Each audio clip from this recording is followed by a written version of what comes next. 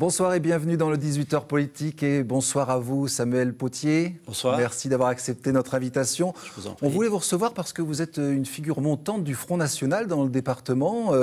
Je vais vous donner votre carte d'identité tout de suite. 42 ans, père de 8 enfants, bientôt 9. Tout à fait. Vous ne chômez pas ou... Non, mon épouse non plus. Mon épouse oui, non plus. tout à fait.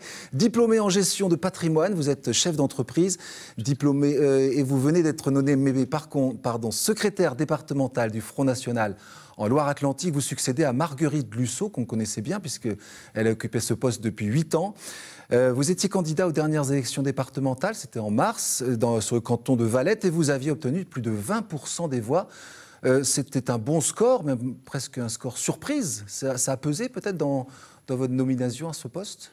Alors, c'était effectivement un bon score eu égard aux résultats que le Front National obtenait auparavant sur ce canton-là, spécifiquement, et puis sur les autres cantons.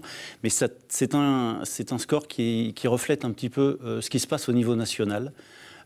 Et notamment dans les territoires que Marine appelle la France des oubliés, donc qui sont des territoires ruraux pour l'essentiel, ou des territoires périurbains ou extra-urbains, qui sont des territoires qui se portent de plus en plus sur le vote Front National.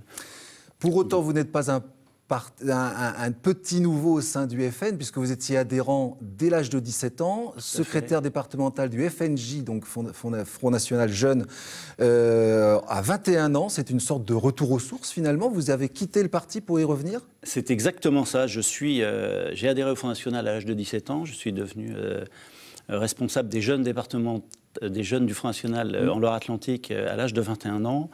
Je suis, comme beaucoup de cadres à l'époque du Front National, j'ai été emporté par la lame de Bruno Maigret.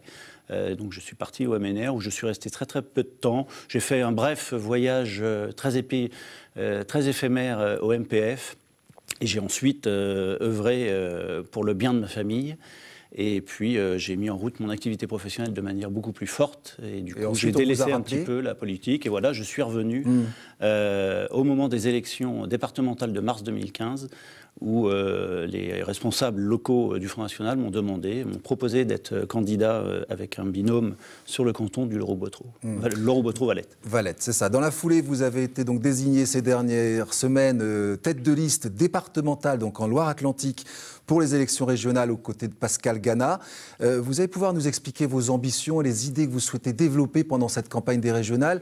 Mais on va commencer par l'actualité de la semaine, en particulier l'actualité du jour, l'actualité marquée par la sanction infligée à Nadine Morano. L'eurodéputée du Parti Les Républicains a perdu hier soir sa place de tête de liste pour les élections régionales en Meurthe-et-Moselle, sanctionnée pour avoir dit...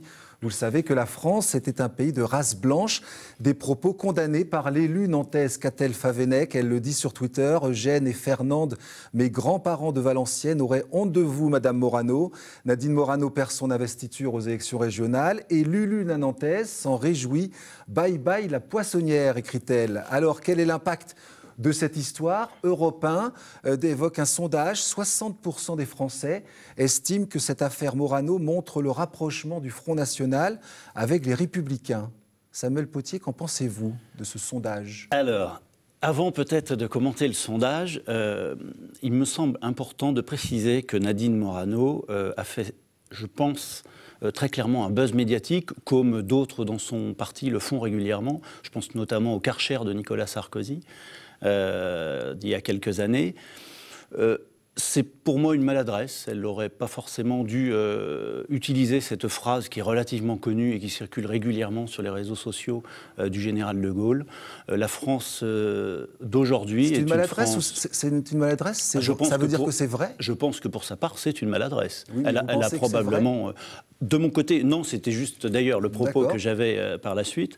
Aujourd'hui, la France, et comme elle l'a toujours été, la France est un patchwork de différentes personnalités dont la couleur ne me semble pas véritablement refléter ce qui compte le plus chez elle. Je pense que ce qui compte, c'est l'attachement à la France. C'est d'ailleurs pour ça qu'au Front National, nous avons des élus dans les dom-toms qui sont des élus locaux de longues années et issus de familles présentes sur ces territoires-là depuis très longtemps, et qui sont des élus qui ne sont pas spécifiquement blancs comme vous et moi, ce qui me semble parfaitement logique. Nous avons des élus également qui viennent des pays du Maghreb, dans certaines régions. Ça ne pose pas de problème chez nous. Alors qu'avez-vous envie de dire à ceux qui estiment que Nadine Morano a marché sur vos plates-bandes ? Je ne vois pas en quoi le fait qu'elle fasse de la provocation permettrait de justifier qu'elle viendrait marcher sur nos plates-bandes. Que je sache, nous n'avons pas de propos de cette nature qui ont pu être énoncés par certains de nos responsables. Si tant est que ça soit le cas... Même pas Jean-Marie Le Pen. Si tant est que ça soit le cas, c'est ce que j'allais dire, généralement ils sont sanctionnés, y compris pour le plus illustre d'entre eux. C'est une bonne chose que Jean-Marie Le Pen soit... Alors, je voudrais qu'on passe très rapidement sur Jean-Marie Le Pen, puisque le dossier est réglé. Je pense que Jean-Marie Le Pen qui a été le fondateur du Front National, dont à ce titre nous lui devons reconnaissance, puisque grâce à lui nous sommes tous des enfants de Jean-Marie Le Pen, bien évidemment. C'est lui qui a lancé le Front National, qui l'a amené jusqu'où il était. Il était probable qu'avec l'ascension de Marine Le Pen, l'arrivée de nouvelles personnalités au sein du Front National, il devenait important que Jean-Marie Le Pen puisse prendre le recul, rester toujours cette voix un peu dissonante au sein du Front National, mais puisse laisser les coups des franches à Marine pour pouvoir amener le mouvement là où il doit être, au gouvernement et aux plus hautes destinées de l'État. Alors on le dit, la parole publique est importante. En se penchant un petit peu sur votre compte Twitter, on est tombé sur quelques posts un peu troublants. Au moment des attentats de janvier, cette photo avec l'affiche « Je suis Charlie » est indiquée tirée sur la porte et vous notez « Excellent » avec un smiley au-dessus. Et puis cet été, un homme en djellaba, un kéfier sur la tête et une kalachnikov dans le dos. Commentaire: ce dimanche, j'ai tondu la pelouse, c'est marrant, pas un seul voisin n'est venu me dire que je n'avais pas le droit. Quel message voulez-vous apporter avec ce genre de poste ? C'est quoi l'intérêt ? Sur ces deux postes-là, c'est un exemple. Il y en avait bien d'autres qui étaient beaucoup plus choquants, voire violents, que vous avez effacés. Il y avait quelques postes. Alors, ça concerne environ 8 postes sur près de 13 000, exactement, qui sont des postes, en fait, que j'ai postés la plupart du temps suite au massacre des Coptes au Moyen-Orient et notamment à l'assassinat de ce chef d'entreprise qui a été décapité en France à Saint-Quentin-Fallavier. Alors, ce sont des dessins, comme vous avez pu le constater sur les 2 tweets que vous avez passés, où je manie à la fois l'humour et puis l'actualité. Mais ça vous fait rire, ça. Alors, ça ne me choque pas plus que certains dessins qui paraissent dans Charlie Hebdo. Ces dessins-là... Une femme qui défend l'islam, c'est comme une dinde qui défend le jour de l'an. Je pense que cette phrase-là serait passée... Ça vous fait marrer, ça. Je pense que cette phrase-là serait passée dans Charlie Hebdo, tout le monde aurait applaudi. Oui, mais vous êtes un homme politique. Charlie Hebdo a aussi une vision quand même, là, parce que je veux quand même rebondir. Est-ce que c'est digne d'une personnalité politique ? Sur la forme, il est probable que j'eue pu ne pas commettre ces tweets. C'est d'ailleurs pour ça que je les ai retirés sans aucun souci, ça ne me pose aucun problème, mais d'en parler non plus d'ailleurs. Cependant, ceux que vous avez cités, et les autres notamment, sont toujours liés à l'humour. Ça, c'est quelque chose qui est assez intangible chez moi. J'essaie de le mettre toujours, y compris en politique. D'accord. C'est lié à l'islam. Vous avez envie d'envoyer un message par rapport à l'islam ? Non, c'est lié à toutes les formes de tweets et de retweets que je fais, où j'ai toujours une accroche humoristique, où j'essaie de lier à la fois l'humour et puis la patine politique qu'on a envie de mettre sur le thème ou le propos. Ça ne s'arrête pas du tout à l'islam. Ça s'arrête à l'islam par les journalistes qui ont souhaité le relever. Il y en a sur des confrères politiques de c'est vous qui êtes maître de votre compte, etc. Ce ne sont pas les journalistes qui tweetent à votre place. Enfin bon. Tout à fait. Autre actualité qui vous concerne directement, les élections régionales, bien sûr. On attend toujours la liste du Bruno Retailleau à droite, la vôtre aussi. C'est pas encore totalement établi. Nous sommes sur la complétude. Oui. À gauche, ça se précise, Christophe Clergeau a conclu des accords avec des écolos positifs, comme dit Presse Océan, 6 candidats issus de 5 formations écologistes, et parmi eux, 2 conseillers régionaux sortants, démissionnaires d'Europe Écologie, Emmanuel Bouchot en particulier, qui se fait l'écho sur Facebook du premier grand meeting de campagne de Christophe Clergeau cette semaine. Belle soirée de lancement, dit-elle, proposition claire et ambitieuse, et les rancunes sont tenaces chez ses anciens amis d'Europe Écologie. Il suffit de voir ce post sur sa page Facebook. Diviser les voix des électeurs pour gagner, étrange. Faire un groupe à part pour peindre en vert le programme PS et y avoir des postes, c'est nettement plus probable. Maintenant, si le résultat est que tout le monde perd, on saura à qui attribuer cet échec. Division à gauche. Toujours avec le Parti communiste. Les militants l'ont confirmé cette semaine. Ils partiront seuls pour le premier tour des régionales. Leur secrétaire départemental du Maine-et-Loire, Alain Pagano, qui tweet ceci: Europe Écologie choisit l'autonomie et nous continuons le rassemblement, mais sans eux, puisque les négociations ont échoué entre les Verts et le Front de gauche. Samuel Potier, quel regard portez-vous sur ces divisions à gauche? Vous vous frottez les mains? Alors, sur ces divisions à gauche, effectivement, nous en sommes pour l'instant à 3 listes, à condition que le Parti communiste et le Front de gauche arrivent à véritablement la faire, ainsi qu'Europe Écologie Les Verts de leur côté. Concernant celle de M. Clergeau... C'est tout bénéfice quand même. Je pense que c'est tout bénéfice. Il reste à voir ce qui va se passer au deuxième tour. S'il s'agit de prendre les électeurs pour des tartuffes en présentant 3 listes qui vont ensuite fusionner, si tant est que le score le permet pour ces 3 listes-là, je me répète, voilà, c'est prendre l'électeur pour un tartuffe. Concernant M. Clergeau, sa liste, voilà, c'est un apparatchik du Parti socialiste. Il a été élevé au biberon socialiste dès sa plus jeune enfance, à la tétée socialiste, on va dire. Il a plongé dedans.